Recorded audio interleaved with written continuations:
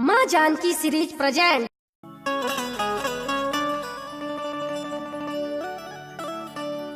आए भैया, हम पूनम शर्मा सभे श्रोतागण के पैर छू के प्रणाम करतनी। आज प्रिंस जी, दिवाकर जी, पूरे टीम के साथ दाऊदपुर काका स्टूडियो में उपस्थित बानी। बड़ा सुंदर गीत ओह माई खातिर, ओह बेटा खातिर, जौन बेटा अपना माई के कदर ना करेला, जी अपना माई से प्यार ना करेला। आई बड़ा सुंदर भाव लागल बा, कैसे सुनी सभे।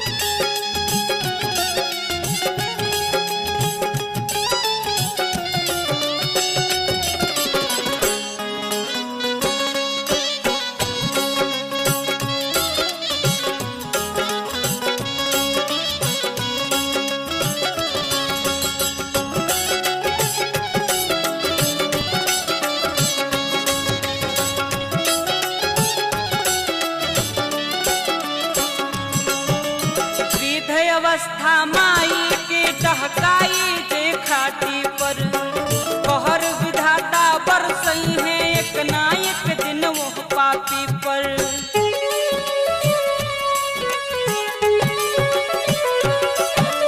वृद्ध अवस्था माई के टहकाई जे खाटी पर, कहर विधाता बरसई है एक ना एक दिन वो पापी पर।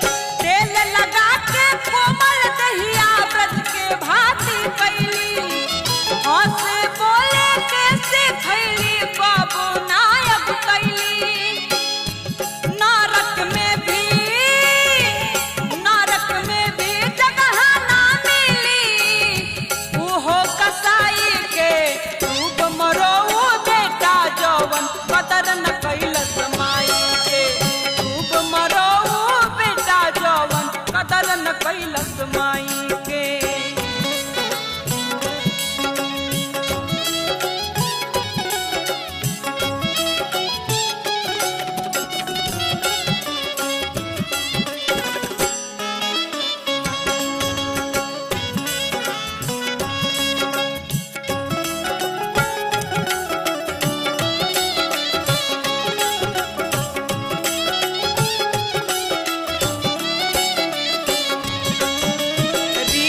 शर्मा पूनम जायज बात कहेली साचा जी। उब गइल बा दुनिया से मन देख के ऐसन ढांचा जी।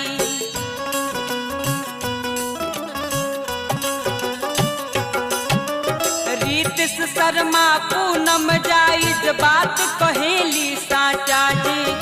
उब गइल बा दुनिया से मन देख के ऐसन ढांचा जी।